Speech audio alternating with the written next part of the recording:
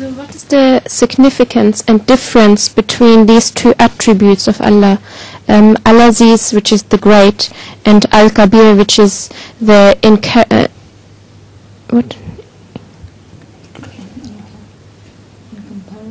incomparably great. Sorry. Between Aziz and Kabeer. What's the difference between two attributes of Allah, Al-Aziz and Al Kabeer? Al-Azeem and Al Kabeer. Yeah, the great and incredibly great. And Kabeer. Yes. In fact, the word Azeem indicates who has eternal expanse, and word Ula means in this direction. So the Holy Quran also uses the words Kabeer. Kabeer is in the sense of a person who is very big and who should be respected. It is also applied to human beings.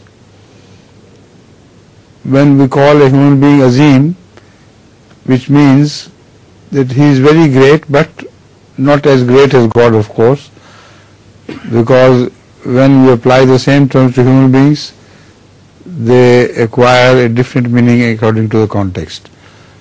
But at the same time, we should remember that we generally name people as Abdul Azeem, not Azeem. We don't say Azeem Ahmed.